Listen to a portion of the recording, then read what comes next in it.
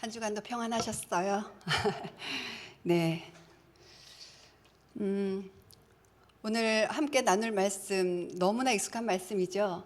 근데 익숙한 말씀이 저희를 더 이렇게 엄중하게 바라보게 되는 것 같아요. 익숙한 말씀일수록 우리가 그 말씀을 지금 어떻게 대하는지에 따라서 우리의 마음의 그 상태를 확실히 점검할 수 있죠. 여러분, 마태복음 4장 17절 목사님이랑 같이 이 말씀을 읽을 때 이 말씀 때문에 마음이 뛰셨나요?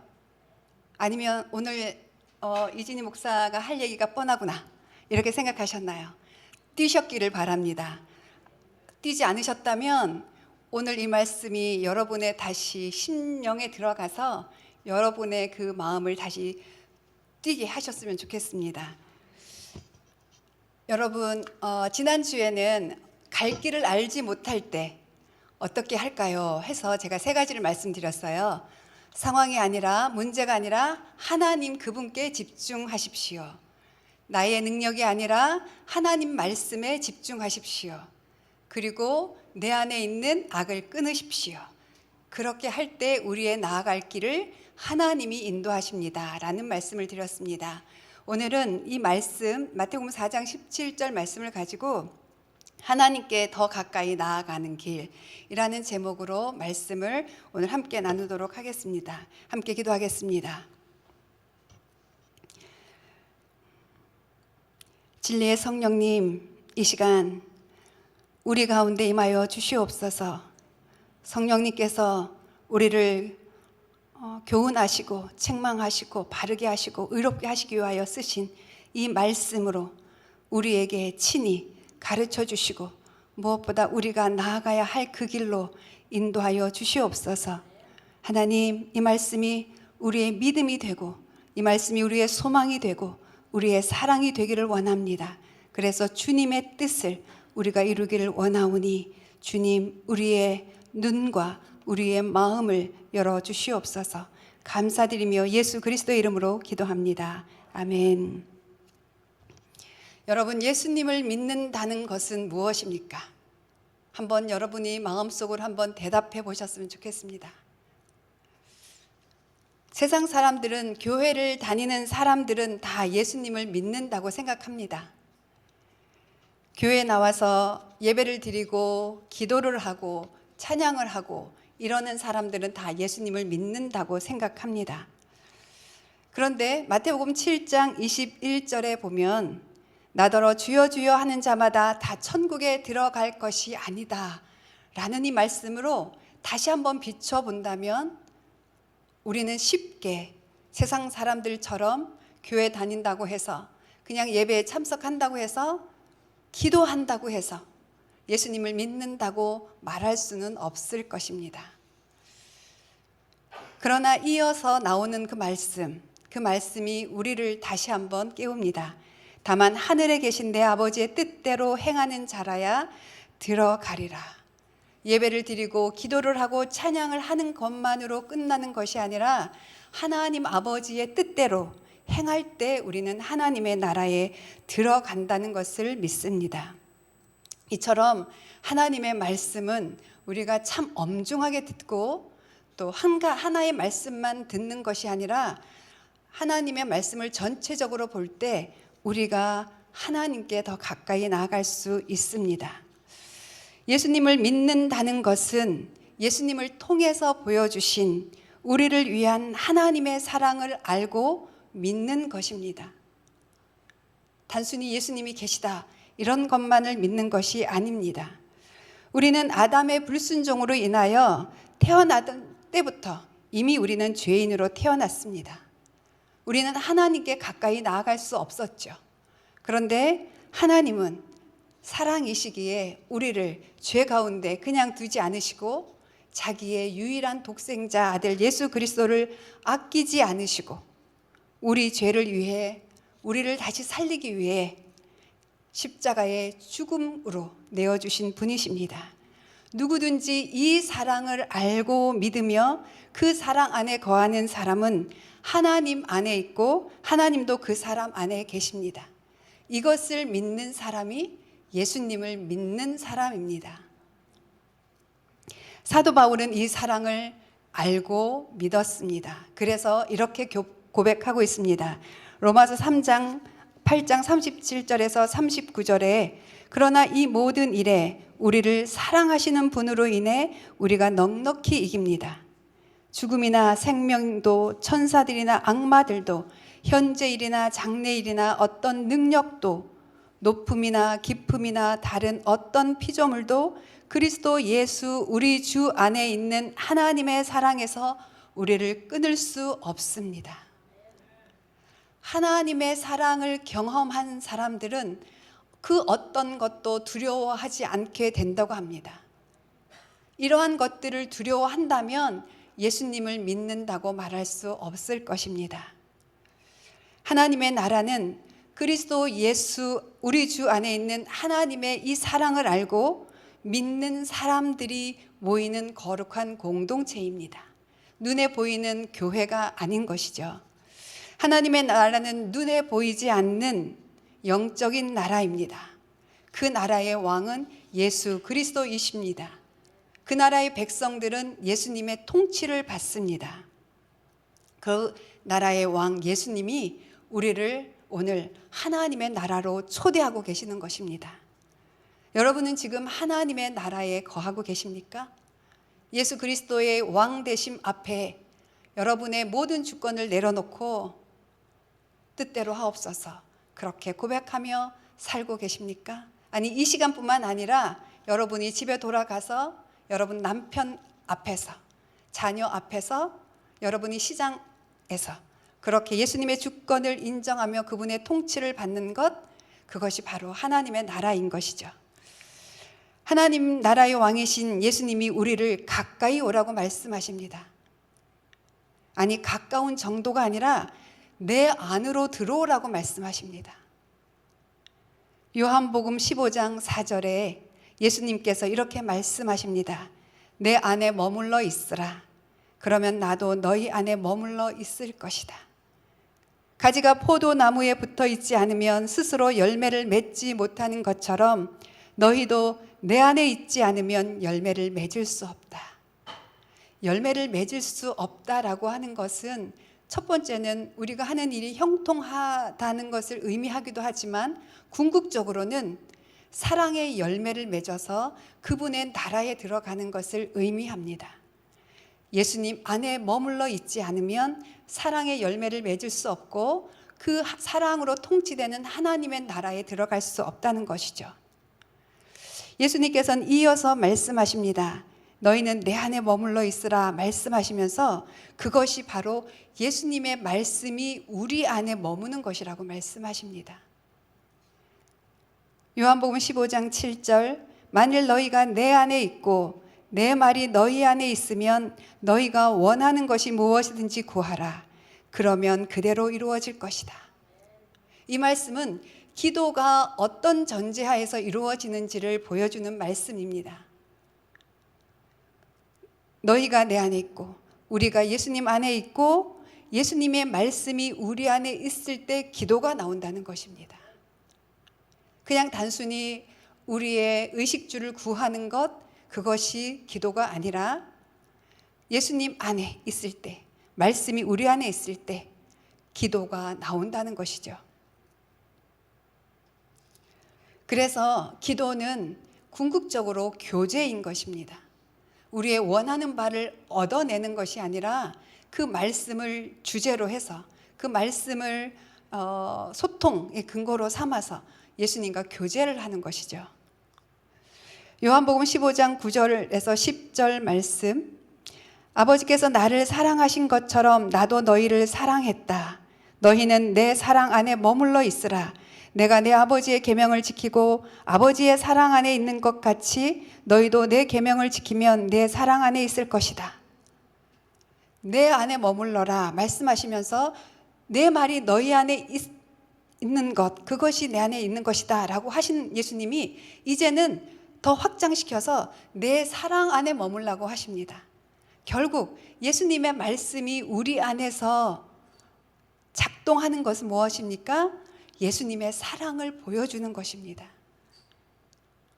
여러분이 예수님의 말씀을 품고 그 말씀을 가지고 기도하는 것, 그것이 예수님의 사랑 안에 머무는 것입니다. 예수님의 안에 머물러 하는 것은 바로 예수님의 사랑 안에 머물러 있으라는 것입니다. 예수님의 사랑 안에 머물러 있는 것은 바로 예수님의 계명을 지키는 것입니다. 지난주에 제가 말씀드린 것처럼 마태복음 22장 37절에서 40절 말씀, 너는 마음을 다하여 하나님을 사랑하고 목숨을 다하여 하나님을 사랑하고 내 뜻, 의지를 다하여 하나님을 사랑하라. 그리고 내 몸을 사랑하는 것처럼, 돌보는 것처럼 내 이웃을 사랑해라. 이것이 예수님의 계명입니다. 요한복음 15장 12절 17절에는 이렇게 말씀하십니다. 내 계명은 이것이다. 내가 너희를 사랑한 것과 같이. 그러니까 마태복음 22장 37절에서 40절 말씀을 하시는 이유는 뭐냐면 예수님이 우리를 먼저 그렇게 사랑하신 것이죠. 그러니까 그 사랑을 우리에게 하라고 요청하시는 것입니다. 너희도 서로 사랑하라. 내가 너희에게 명하는 것은 이것이다. 너희는 서로 사랑하라. 마태복음 15장 13절 14절에는 예수님이 그 사랑을 우리에게 보여주셨다고 이렇게 말씀하십니다. 사람이 자기 친구를 위해 목숨을 내놓는 것보다 더 큰 사랑은 없다. 너희가 만일 내 계명을 지키면 너희는 내 친구다. 예수님이 우리를 위하여 목숨을 내어 주셨습니다. 그 이유는 우리를 사랑하시기 때문이죠. 오늘 우리가 처음에 읽었던 마태복음 4장 17절, 회개하라, 하늘나라가 가까이 왔다. 개역 개정 성경에는 회개하라, 천국이 가까이 왔다. 여러분, 천국이 없으면 우리가 사랑하며 살 이유가 있을까요? 천국이 없으면 우리가 이곳에 나와서 예배 드릴 이유가 있을까요? 단순히 잠깐 위로받는 것, 그것은 지금 이 순간에 아마도 그냥 지금 누리고 끝날 것입니다. 계속 무언가를 또 찾아서 헤매는 것이죠. 저는 회개하라, 하늘나라가 가까이 왔다, 이 말씀이 처음에 들었을 때는 내 죄를 지적하시는구나, 내 죄를 심판하시는구나, 이렇게 들렸어요, 예전에는. 그런데 예수님을 알아가면 알아갈수록 회개하라, 하늘나라가 가까이 왔다, 이 말씀이 내 사랑 안에 거해라 라는 말로 들려요. 나는 너랑 가까이 있고 싶다. 내 안으로 들어오겠니? 하나님 나라의 초대장처럼 들렸습니다. 회개하라, 하늘나라가 가까이 왔다. 그 나라, 예수 그리스도가 왕이신 그 나라, 예수 그리스도가 사랑으로 통치하시는 그 나라에 들어오라고 말씀하십니다. 그런데 전제 조건이 있어요. 회개하라.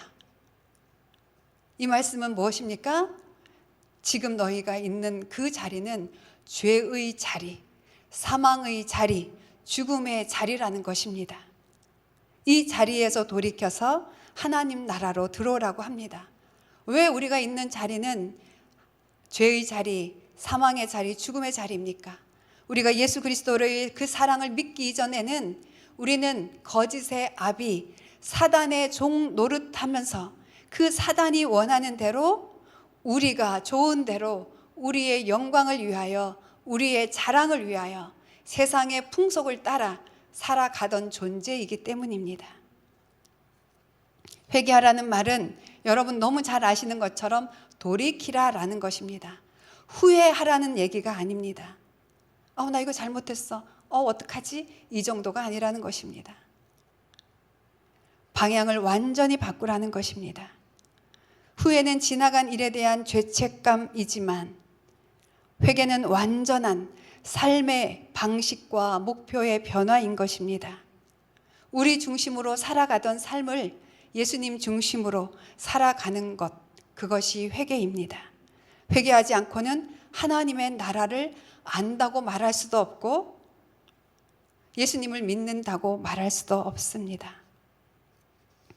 제가 처음 예수님의 이 사랑을 알고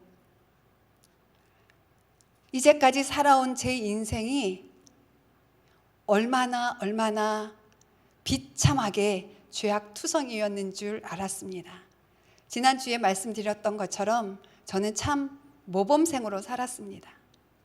제 꿈이 성인 군자가 되는 것이었어요. 모든 사람들이 저를 보면 우와 하고 놀랄 정도로 그렇게 착하게 살고 싶었어요. 그래서 다른 사람들을 위로하고 싶었어요. 그래서 마음으로도 죄를 짓지 않으려고요. 정말 노력했던 것 같아요. 그래서 지난주에 말씀드렸던 것처럼 어머니, 아버지를 정말 그 어린 나이에도 불구하고 제 나름껏 열심히 섬겼던 것 같아요. 그런데 말씀을 읽으면서 깨달았어요. 제가 이제까지 살아온 그 삶이 나를 지으시고 나를 구원하신 그 하나님의 사랑을 철저히 무시한 삶이었다는 것.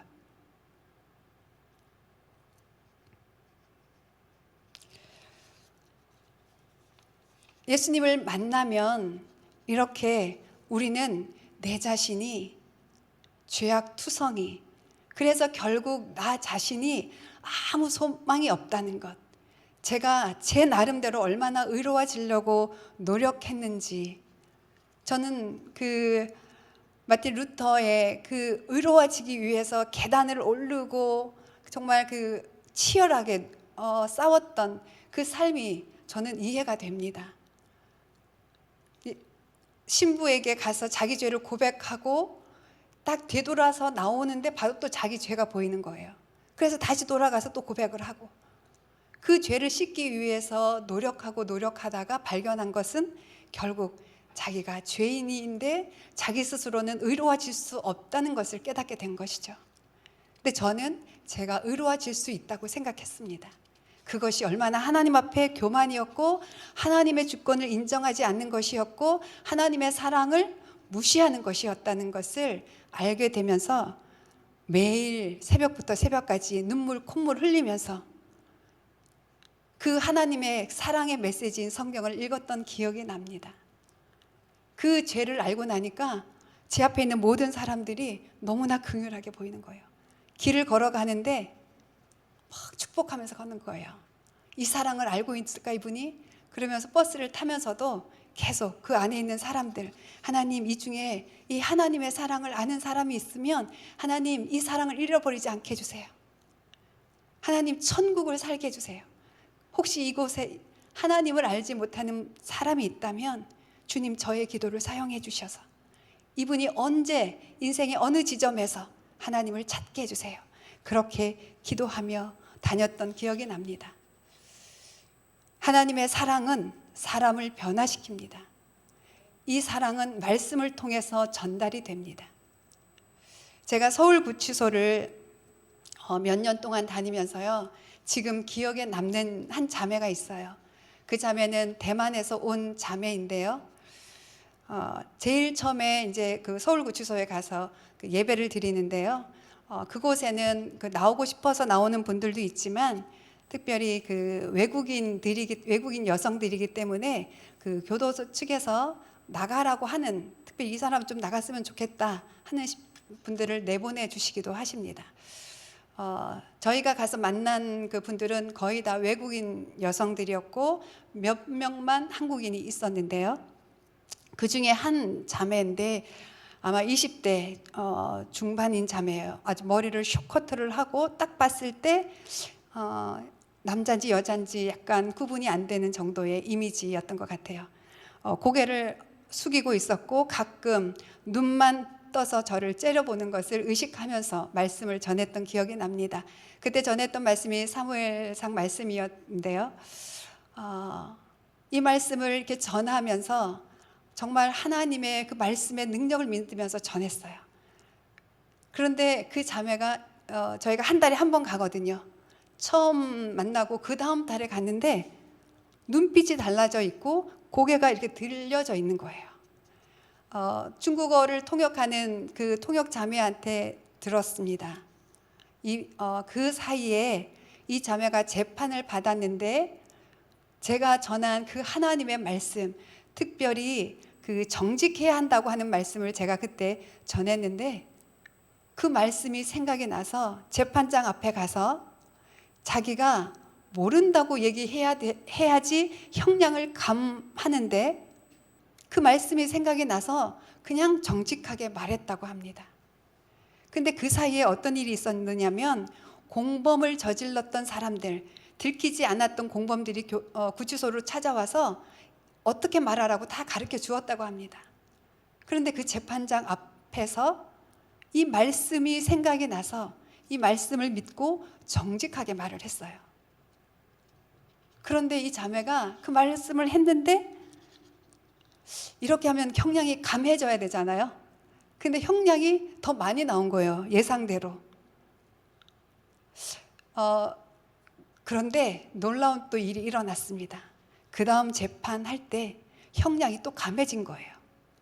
그러니까 이 자매가 하나님의 말씀을 경험하니까 이 시간을 기다렸다가 나온 것입니다. 그 자매와는 그 만남이 그때만 그친 것이 아니라, 그 자매가 이제 청주 여자교도소로 옮겼는데요, 그곳에서도 다시 또 만나서 예배를 드리게 되었습니다. 놀라운 것은 이 자매가 예배를 드리는데 눈물을 흘리면서 들어요. 그러면서 고백을 합니다. 하나님을 너무 알고 싶어서 열흘 만에 성경을 한 번 다 읽었답니다. 그러면서 그 방 식구들이 다 증인이라고. 그래서 그때 제가 가서 빌레몬서 말씀을 전했는데, 순예배처럼 긴 테이블을 놓고 전했는데요, 저는 이쪽에 있고 그 자매는 저쪽 끝에 있는데 엉덩이를 붙이질 않아요. 엉덩이를 들고 최대한 저하고 가까이서 들으려고, 통역 자매를 보는 것이 아니라 알아듣지 못하는 말을 하는 저의 눈빛을 놓치지 않고 듣는데 눈물을 흘리면서 듣는 거예요. 하나님의 사랑이, 하나님의 말씀이 그 자매를 변화시켰어요. 그것으로 끝나지 않았습니다. 그 자매가 그 방 안에서 전도를 하기 시작했어요. 그리고 더 놀라운 것은, 그 자매는 어렸을 때 집을 나와서 엄마와의 관계가 완전히 끊어졌었는데, 그래서 안 좋은 친구들과 어울리면서 사기와 온갖 안 좋은 일을 다 행했는데, 이 말씀을 알고 하나님을 알고 나니까 엄마가 생각이 났고 엄마에게 이 복음을 전하고 싶었다고 합니다. 그래서 몇 년 만에 엄마에게 편지를 썼다고 합니다. 하나님의 사랑은 이처럼 놀라운 역사를 일으킵니다. 그래서 아까 우리가 말했던 것처럼 단순히 예배를 드리고 기도를 하고 찬양을 한다고 예수님을 믿는 것이 아니라, 예수님을 통해서 보여주신 하나님의 그 사랑을 믿을 때, 그 사랑을 말씀으로 믿을 때 우리는 변화될 수 있고, 우리를 통해서 한 영혼이 살아날 수 있는 것입니다. 하나님은 우리를 하나님의 나라로 초대합니다. 우리는 예수 그리스도가 오심으로 인해서 하나님의 나라를 이미 경험하고 있습니다. 예수님이 말씀하셨죠. 회개하라, 하나님의 나라가 임했다. 바로 예수님 당신을 말씀하시는 것입니다. 그런데 아직 오지 않은 하나님 나라가 있습니다. 이 하나님의 나라가 이미 왔고 아직 오지 않았다고 하는 이 말은 정말 하나님의 사랑을 경험한 사람만이 이해할 수 있는 신비로운 말씀입니다. 예수님은 다시 오실 것입니다. 하나님 나라를 완성하기 위하여 오실 것입니다. 지금 우리는 이미와 아직 사이에 살아가고 있는 것이죠. 그런데 이 이미와 아직 이 중간기에 살고 있는 우리는 그냥 편안하게 살아갈 수가 없습니다. 우리가 깨달은 이 하나님 나라의 이 비밀은 세상과 부딪힐 수밖에 없습니다. 세상의 그 가치와 우리가 갖고 있는 이 하나님 나라의 가치는 충돌할 수밖에 없는 것이죠. 그래서 우리는 믿음의 싸움을 싸우며 이 시간을 지금 살아가고 있는 것입니다. 교회의 변화는 기도의 변화에서 시작되어야 합니다. 교회에서 수많은 기도가 드려졌습니다. 여러분, 그동안 한국 교회에서 드려졌던 기도들, 그 기도들이 정말 하나님의 나라에 들어갈 수 있는 기도였다고 여러분은 믿으십니까? 정말 기도하면 한국 교회가 정말 전 세계 교회의 본이 되고 있는데 오늘날 한국 교회는 어떻습니까?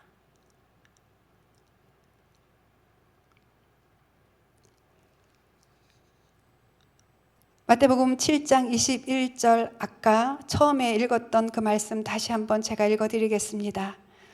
나더러 주여 주여 하는 자마다 다 천국에 들어갈 것이 아니요 다만 하늘에 계신 내 아버지의 뜻대로 행하는 자라야 들어가리라. 기도만 하는 것이 아니라 하늘에 계신 아버지의 뜻대로 행하는 자가 하나님 나라에 들어갈 수 있고 기도 응답을 받을 수 있다고 말씀하시는 것입니다. 이 말씀을 예수님은 이렇게 또 말씀하시죠. 오직 너희는 먼저 그의 나라와 그의 의를 구하라. 그러면 이 모든 것도 너희에게 더해 주실 것이다. 여기에서 중요한 말씀은 먼저라고 하는 것입니다. 여러분들이 필요한 의, 식, 주를 구하지 말라는 말씀이 아니라 우선순위를 바꾸라는 것입니다. 당연히 우리는 먹을 것이 없으면 먹을 것을 구해야죠.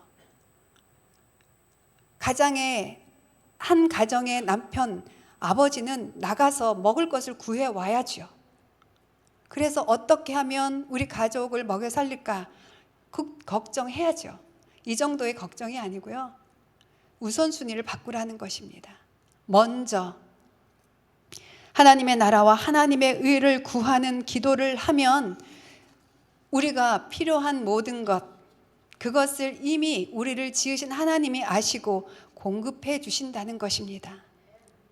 이 놀라운 영적 비밀을 가지고 기도할 때 우리의 기도는 기쁨의 기도요, 사랑의 기도요, 교제의 기도요, 능력의 기도가 될 줄 믿습니다.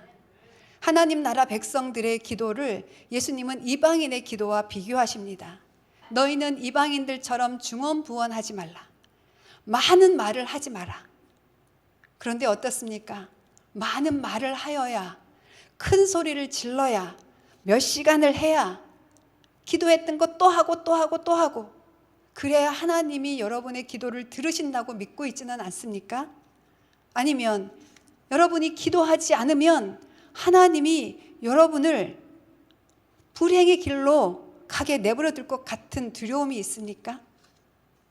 그런데 안타깝게도 저는 제가 마리아 행전 기도와 무릎 선교 기도학교를 담당하면서 계속 기도에 대하여 관심을 갖고 기도를 어떻게 하면 하나님이 원하시는 기도를 할까 주목하면서 성경 말씀을 읽어가는데요. 안타까운 것은 앞에 이런 믿음을 가지고 하나님을 그냥 무서운 존재, 내가 열심히 공을 들이지 않으면 우리 남편도 잘못되고 우리 아들도 잘못되고 정말 나도 건강이 악화되고 이럴 것 같아서 막 기도에 매달리는 분들이 계세요. 그분들이 하나님을 믿지 않는다는 것은 어떻게 드러납니까? 염려하지 말라고 그랬는데 이 사람 만나도 그 염려, 저 사람 만나도 그 염려. 기도 제목을 내는데 몇십 분을 기도를 제목을 내는데 기도는 안 해요. 여러분, 기도에 대하여 이렇게 말씀을 듣고 세미나를 듣고 한다고 해서 기도를 하는 것이 아니라는 것 여러분 기억하셨으면 좋겠습니다. 우리의 기도는 불교 신자들의 기도와 다릅니다. 이슬람 신자들이 드리는 그 자기의 온갖 그 노력과 정성을 다 드린 그 기도와 우리의 기도는 다릅니다. 어떻게 다릅니까? 우리의 기도는 먼저 하나님의 나라를 구하는 기도입니다. 우리의 잘 먹고 잘 사는 것을 구하는 기도가 아닌 것이죠. 하나님 나라와 의를 구하는 기도는 어떤 기도입니까? 하나님께서 우리를 미리 아시고 예수 그리스도의 형상을 닮게 하시려고 또한 미리 정하셨음을 믿고 드리는 기도입니다.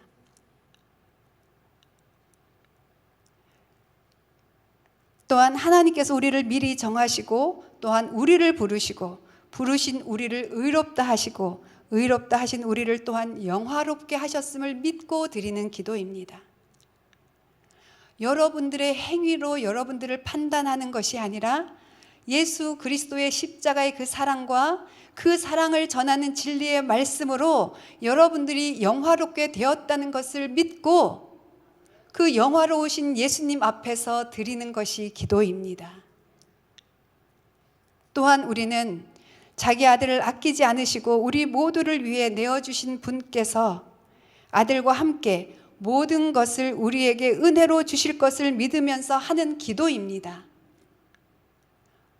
얼마나 기도가 행복한 시간인지, 감사의 시간인지, 은혜를 경험하는 시간인지 이 말씀만 믿어도 우리는 하나님께 더 가까이 나아갈 수 있는 것입니다.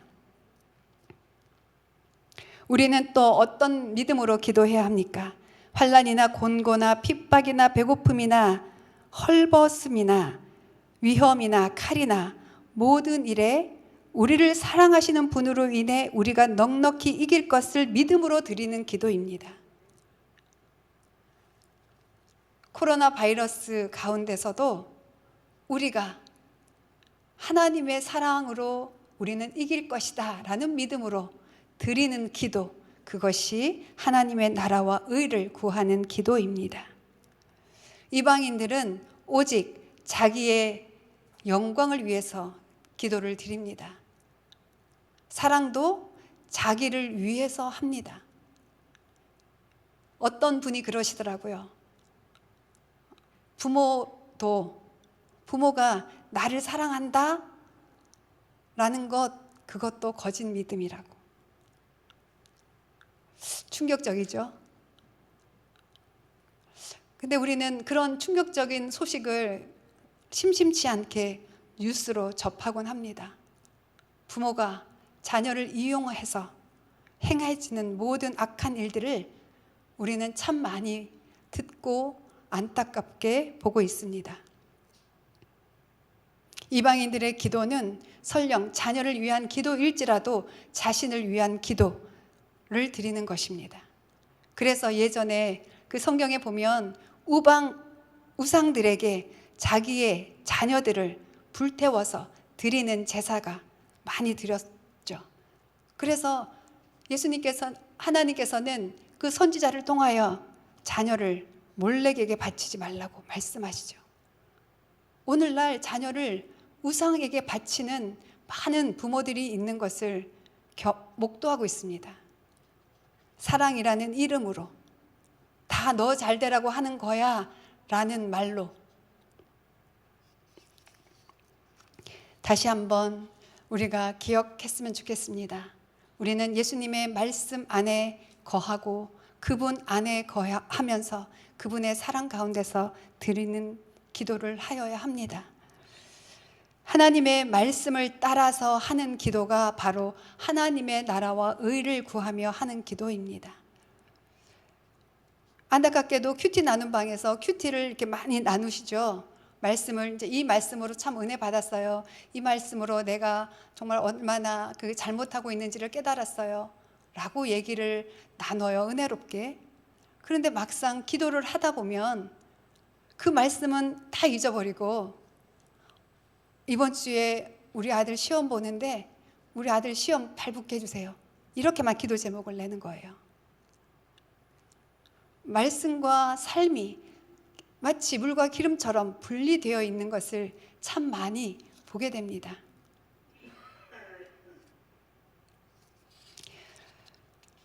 하나님께서 우리에게 더 가까이 오라고 하실 때 왜 먼저 예수님이 그것도 제일 먼저 많은 설교 말씀 하시기 전에 회개하라 천국에 가까이 왔느니라 이 말씀을 제일 먼저 하셨을까요? 기도 중에서 특별히 가장 중요한 기도가 회개 기도라는 것을 우리는 다시 이 말씀을 통해서 알 수 있습니다. 회개의 기도는 하나님과 우리의 관계를 더 가까이 합니다. 그래서 여러분들이 말씀을 묵상할 때 그 말씀을 가지고 진리의 빛 대신 그 말씀을 여러분에게 비춰주시도록 기도하셔야 합니다. 그래서 여러분 안에 숨겨져 있는 죄악이 없는지를 보여달라고 기도하셔야 됩니다. 저는 아주 오랫동안 제 안에 있는 죄를 모르고 간과하고 살았습니다. 그런데 얼마 전에 그 죄를 회개하는 일이 일어났습니다. 제가 제 여동생이 있는데요. 8살 차이 나는 여동생이 있는데 자랐을 때 그게 충분히 제가 잘 해주지를 못해서 나이가 들면서 결혼을 하면서 그 동생이 더 사랑스럽게 느껴지는 거예요. 그 동생이 결혼을 하고 또 외국을 나가서 살고 그러다 보니까 그 언니로서 이렇게 사랑이 이렇게 흘러가는 것을 제가 경험하게 됐어요. 그래서 정말 뭐든지 아깝지 않게 주고 싶었던 동생입니다. 근데 그 동생이 암에 걸렸어요. 3개월 상간으로 2가지 암이 발견이 돼서 그 시간을 같이 보내면서 함께 시편 말씀을 나누고 감사하면서 지낼 수 있었어요. 그래서 저는 제 사랑이 그 동생한테 충분히 전해졌다고 생각을 했어요. 그런데 저희가 이제 그 부부끼리 만나면 가끔 제 동생이 저희 남편한테 이렇게 얘기하는 거예요. 형부 힘들죠? 형부 힘들죠? 근데 그 말이 되게 서운하게 느껴지는 거예요. 얘가 나를 어떻게 생각하는 거지? 좀 따져 묻고 싶기도 했어요. 근데 못 묻겠더라고요. 나의 숨은 죄악이 드러날까 봐. 내가 나도 모르는 뭘 실수를 얘한테 했나 보다. 그냥 그것만 갖고서 있었는데 그게 몇 번이 되더라고요. 그런데 어느 날 동생이 집에 왔는데요. 제가 그때 한참 마태복음 저희가 묵상을 했었죠. 바리새인의 모습을 묵상을 하는데 바리새인의 그 부분을 묵상하면 할수록 그걸 느끼게 되더라고요. 종교적으로 그렇게 열심이었잖아요. 저도 말씀을 참 강조하는데 모든 목회자들이 말씀을 읽어라, 외워라, 말씀대로 살아라 이렇게 말을 하는 내가 그 말은 옳은데 사랑하지 않고 그 말을 할 수 있겠구나. 요즘엔 욥기를 또 묵상을 하죠. 욥의 친구들을 보면서도 다시 한번 그 부분을 묵상하게 됩니다. 욥의 친구들의 말에서 틀린 말을 별로 찾아보기가 어려워요. 그래서 욥기가 참 묵상하기가 처음에는 어렵더라고요. 그 당시 바리새인의 그 부분을 제가 묵상하면서 제 동생한테 그렇게 고백을 하게 됐습니다. 내가 사랑하는 마음은 있는데 내가 잘 표현을 하지 못한 것 같다. 그러니까 저는 그때 동생한테 고백한 게 아니라 다른 성도와의 관계 속에서 제가 그걸 느껴서 제가 그러했노라고 그렇게 고백을 했더니 동생이 맞아 언니 그러더라고요. 찔끔했습니다. 그런데 그 동생이 그 다음에 하는 말은 더 놀라웠어요. 제가 대학생 때였고 그 동생이 아마도 초등학생 때였던 것 같아요. 그런데 저는 늘 어릴 때부터 이렇게 제가 누누이 얘기하지만 착했기 때문에 부모님을 위해서 늘 배려하고 어떻게 보면 제 감정을 잘 몰랐어요. 표현하는 법을. 그냥 당연히 부모님이 힘드니까 제가 잘 이렇게 섬겨드려야 된다는 생각 때문에 뭘 원해요, 난 이게 싫어요 이렇게 짜증을 내거나 그래 본 적이 별로 없었던 거예요. 그런데 제 여동생은 막내였기 때문에 얘가 화가 나면 소리를 지르거나 또 제가 더 용납하기 어려웠던 것은 방에 들어가서 문을 잠그는 거예요. 그게 저를 무시하는 것보다는 그 행동이 저의 부모님을 무시하는 행동 같아서 제가 야단을 쳤던 기억이 나요. 그런데 제가 잊어버리고 있었던 하나의 기억을 동생이 얘기를 하는데 제가 여동생을 집 밖으로 내쫓았답니다. 그리고서는 저도 문 열어주지 않았지만 다른 가족들이 아무도 문을 열어주지 않았대요. 그 말을 듣는데요. 너무너무 미안한 거예요. 그래서 그 자리에서 어머 그랬냐고 내가 너에 대해서 화냈던 거는 기억이 난다. 철없다고. 그런데 너를 문 밖으로 내쫓아서 문을 열어주지 않았던 생각은 나지 않는다라고 해서 사과는 드렸어요. 그런데 그 다음 날 기도를 하는데 그 아이가 그 초등학생인 아이가 그 문 밖에서 느꼈을 그 고통, 그 두려움 그게 느껴지는 거예요. 근데 어찌 보면 그 나이 또래에서 그렇게 하는 것은 당연한 자기 표현인데, 저는 그러한 그 아이 입장을 이해하지 못하고 공감해 주지 못하고 옳은 말만 한 거예요. 부모님을 그렇게 힘들게 하면 안 되지. 왜 이렇게 철이 없어? 네가 참아야지. 그랬던 것이죠.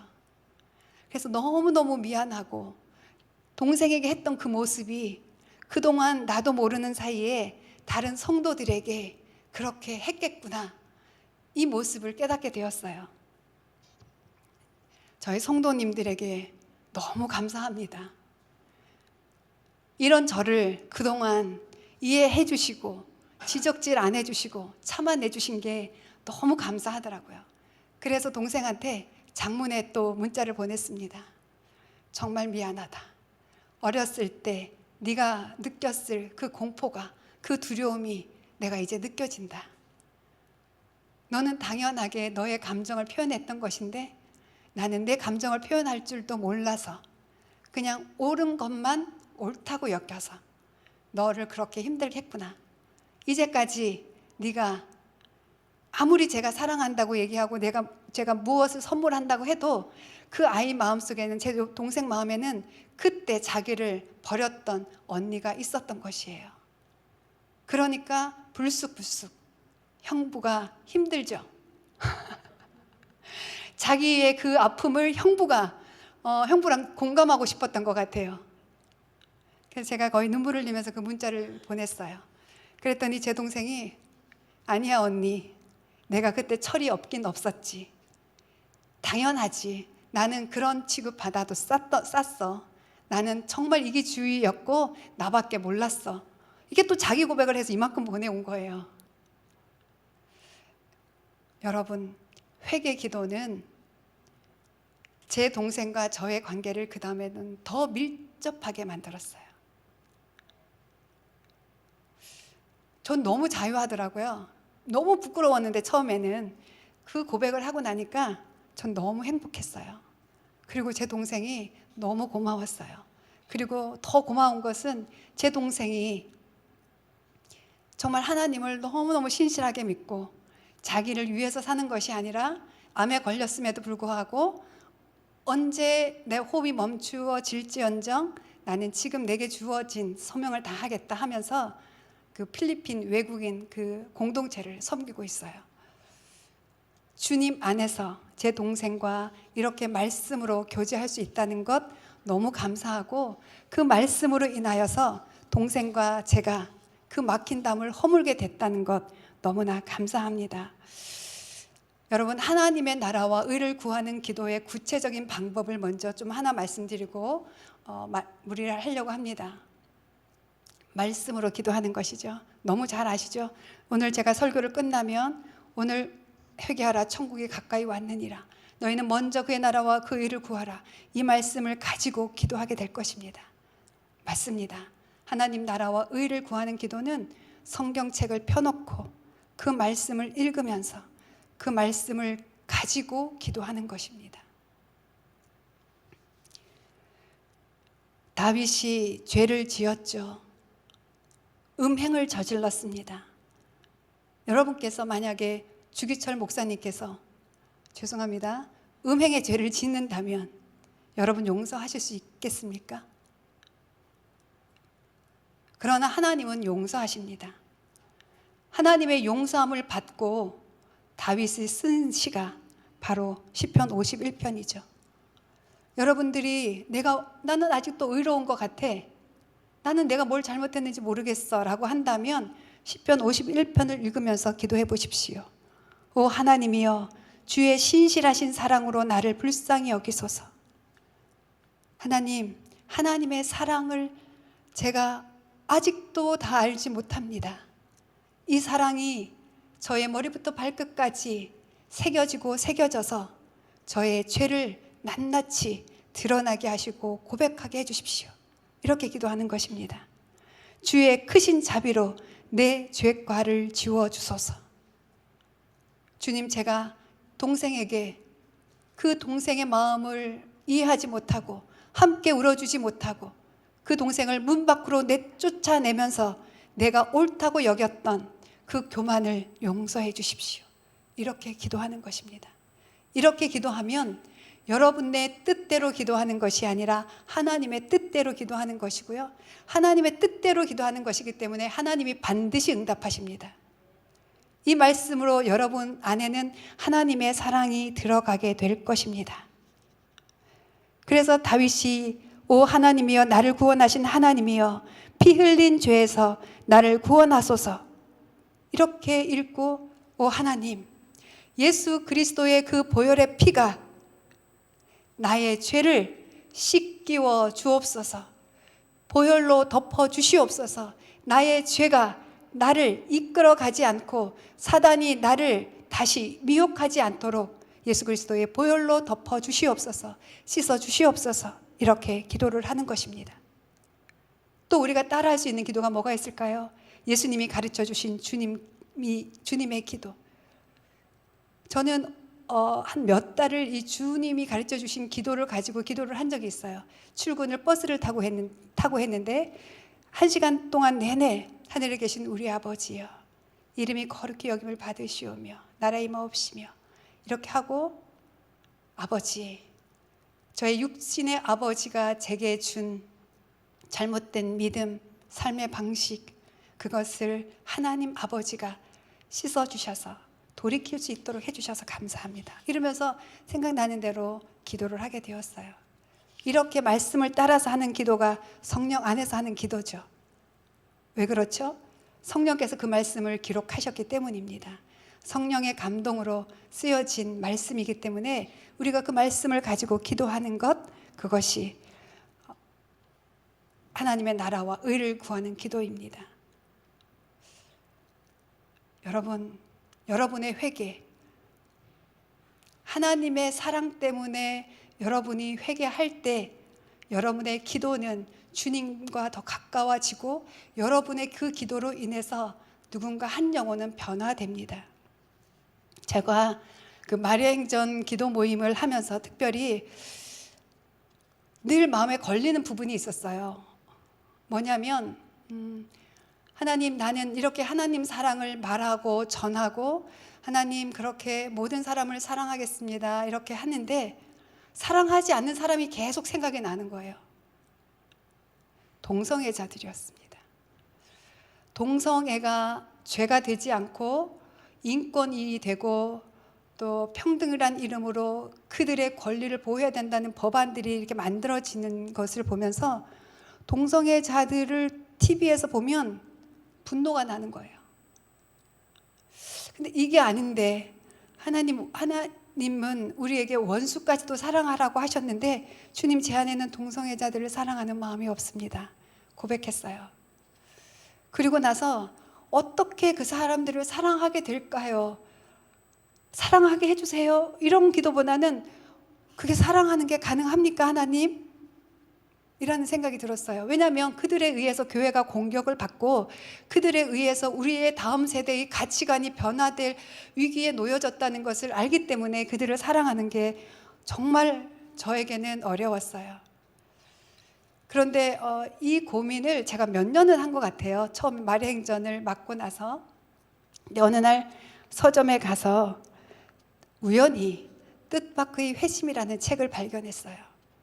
하나님은 제가 어떤 문제에 대해서 기도하고 고민하고 또 찾을 때 책을 통해서 발견하게 될 때가 참 많습니다. 뜻밖의 회심이라는 책은 미국에 있는 뉴욕에 있는 그 대학의 그 교수인 이분 이름이 조금 어려운데 로자리아 샴페인 버터필드 조금 어려워요. 예, 그냥 간단히 버터필드 그 여자 교수인데요. 종신 교수예요. 30대 여 교수인데 그 레즈비언이었던 거예요. 좌파 본인이 그렇게 소개를 합니다. 좌파 레즈비언 영문학 교수가 회심한 내용을 간증으로 쓴 책인데요. 제가 읽었던 간증문 중에 저는 최고라고 생각을 합니다. 왜 그러냐면 회심이 한순간에 이루어진 것이 아니고 오랜 시간에 걸쳐서 이루어진 것을 이분이 지금은 사모님이신데 사모님이 쓰신 거예요. 그런데 이분이 변화된 계기가 뭐냐면 이분이 그 지역 사회에서 특별히 이제 동성애를 옹호하는 글을 신문에다가 실었습니다. 그런데 그 신문에 실린 이분의 칼럼을 보고 그 주위에 있는 수많은 사람들이 편지를 보낸 거예요. 근데 그 편지는 정확하게 딱 두 부류로 나눌 수 있었다고 합니다. 한 부류는 당신의 용기를 칭찬합니다. 맞습니다. 칭찬하는 편지. 또 한쪽은 기독교 쪽에서 틀렸다고, 당신이 틀렸다고 질책하는 내용. 그래서 편지가 올 때 딱 읽어보고 간단히 읽어보면 바로 이쪽인지 이쪽인지 구분이 됐다고 합니다. 실제로 그분이 통을 두 개를 놓고 딱 편지를 받아볼 때마다 이쪽으로 이렇게 나눠서 이렇게 놓았다고 합니다. 그런데 편지 하나가 이쪽에도 아니고 저쪽에도 아닌 편지를 하나 받은 거예요. 그 편지를 뜯어봤더니 그 지역에서 아주 큰 교회의 목사님이 보낸 편지예요. 근데 그분의 내용은 뭐냐면 옳다 그러다 하는 내용이 아니라 질문을 보낸 거예요. 당신이 그렇게 생각하게 된 것은 무엇 때문입니까? 이렇게 질문을 보내고 그 다음에 초대를 하는 거예요. 당신을 우리 집에 저녁 식사에 초대를 하고 싶은데 응해 주시겠습니까? 너무나 정중한 편지여서 그 편지를 이쪽에다가 넣을 수가 없었던 거예요. 그래서 그냥 책상 위에다 놓고 며칠을 보냈는데 계속 마음이 갔다고 합니다. 그래서 어느 날 드디어 너무 궁금한 거예요. 이분이 어떤 분인지. 그래서 찾아가서 딱 저녁 식사를 같이 하게 됐는데 이분의 마음이 변한 것이 바로 식탁에 차려진 그분을 배려한 그 맛있는 식사지만 그 목사님이 기도하는 그 기도를 들으면서였다고 합니다. 어떤 차이가 있었냐면 다른 사람들이 하는 기도는 늘 종교적이고 형식적인 그런 기도였다면 눈을 감고 그분의 기도를 듣는데 마치 하나님이 바로 앞에 여기 계신 것처럼 아주 친밀하게 그분의 존재를 인식하면서 드리는 기도, 이것이 불신자인 이분이 느껴진 거예요. 마음이 열리기 시작했습니다. 이분의 고백을 이렇게 합니다. 그들은 내가 빈 칠판 같은 상태로 그곳에 서 있는 것이 아니라는 것, 아무것도 모르는 사람이 아니라는 것, 그렇게 취급하지 않았다는 것이죠. 내게도 중요하게 여기는 가치와 견해가 있다는 것을 인정하는 것처럼 보였다고 합니다.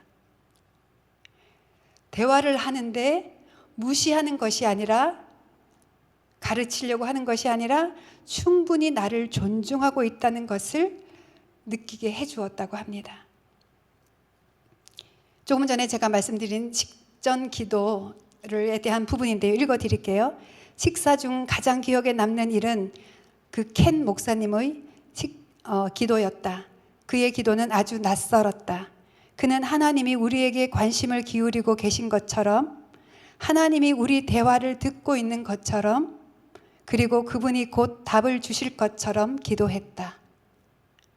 식사 자리에 동석한 비기독교인의 귀를 의식한 허세 가득한 기도가 아니었다. 그의 기도는 지극히 사적이고 정직한 자신의 토로였다. 나는 뭔가 진실하고 실제적인 모든 사람에게 명백하지만 나로서는 알 수 없는 아주 중요한 어떤 것에 발을 디딘 느낌이 들었다. 이들은 그때까지 내가 알던 전형적인 기독교인들의 모습과 달랐고 나는 이 점을 어떻게 받아들여야 할지 알 수 없었다. 그 이후로도 켄 목사님은 이분에게 지속적인 관심을 기울이셨는데요. 아무 때나 이분에게 연락을 하는 것이 아니라 기도하면서 이분에게 어떤 책이 필요할 것 같다 싶으면 그 집 앞에다가 책을 놓고 돌아가시곤 했다고 합니다. 이 버터필드 사모님도 그때부터 온갖 성경 번역본을 갖다가 놓고 성경을 읽기 시작했다고 합니다. 그러면서 점점 하나님의 사랑을 알게 되었습니다. 그리고 또 하나 중요한 것, 켄 목사님을 통해서 경험한 그 사랑을 또 다른 교회 공동체를 통해서 경험한 것이죠. 아무 대가 없이 자신의 집에 초대를 해서 며칠간 머무를 수 있도록 배려한 크리스찬들을 통해서 기존에 내가 알고 있던 기독교인들의 모습이 아닌 아주 새로운 기독교인들의 모습을 보면서 그 사랑에 이분이 변화되기 시작한 거예요. 하나님의 사랑은 이렇게 한 사람을 변화시킵니다. 우리는 혹시 여러분 탈북민을 만나거나 노숙인을 만나거나 또 다른 초신자를 만나거나 그러면 하루바삐 여러분의 모습으로 이 교회에 와서 앉혀놓기를 바라고 있지는 않습니까? 무조건 기도하라고 말씀하고 계시지는 않습니까? 여러분은 그렇게 해서 지금 이 자리에 앉아 계시는 것입니까? 아닙니다. 저도 제가 지금 이 모습이 되기까지 하나님의 사랑을 전해준 한 분 한 분들이 얼마나 많았는지 어느 날 그것을 문득 깨닫고 너무나 감사했습니다. 제가 그것을 사랑이라고 인식하지 못하는 그 순간에도 그분들은 저에게 조심스럽게 다가왔고 그분들은 저에게 사랑을 베풀어 주셨습니다. 그럼에도 불구하고 저는 오랫동안 저의 의에 갇혀서 저의 옳음만을 주장하며 제 동생을 온전히 사랑하지 못했던 것이죠. 우리가 지금 이 순간 예수 그리스도를 사랑하기까지 오랜 시간이 걸렸습니다. 여러분 주위에 있는 남편과 자녀들, 이웃들도 그렇게 여러분의 사랑을 기다리면서 오랜 시간을 통해서 변화되어 갈 것입니다. 그러기 위해서는 여러분이 하나님의 나라와 의를 구하며 기도해야 합니다. 이미 오신 하나님의 나라를 경험하며 아직 오지 않은 예수 그리스도를 기다리며 믿음의 선한 싸움을 싸우며 가야 하는 것입니다. 우리의 신랑 예수 그리스도를 맞이하기 위해서 우리는 거룩의 옷을 입어야 합니다. 예수 그리스도 십자가의 그 은혜, 그 능력으로 우리는 매일매일 우리의 죄를 씻어야 합니다. 무엇보다 우리는 그분을 사랑하는 마음이 있어야 합니다. 마음을 다하여 사랑할 수 있는 그 마음, 생명을 바쳐서라도 사랑하는 그 마음, 뜻을 다하는 의지를 다해서 말씀 앞에 다시 앉고 의지를 다해서 기도의 자리에 앉는 그 사랑으로 우리는 다시 오실 예수 그리스도를 기다리는 것입니다. 이 시간 함께 기도할 텐데요. 먼저 찬양하고 우리 기도하겠습니다. 내 안에 사느니 예수 그리스도니 나의 죽음도 유익함이라. 우리가 예수 그리스도의 사랑을 알고 다시 오실 그때까지 기다리는 동안 우리는 무수히 우리의 죽음을 경험하게 될 것입니다. 우리는 인정받지 못할 것입니다. 우리는 우리의 사랑을 거부당할 것입니다. 우리의 가치는 철저히 배격당할 것입니다. 아니 핍박당할 것입니다. 그럴 때 우리는 예수 그리스도의 십자가에서의 죽음을 경험하게 될 것입니다. 그러나 괜찮습니다. 우리 안에 우리를 지키시는 예수 그리스도가 계시기 때문입니다. 우리의 왕으로 계십니다. 우리의 구원자로 계십니다. 그 예수님을 찬양하겠습니다.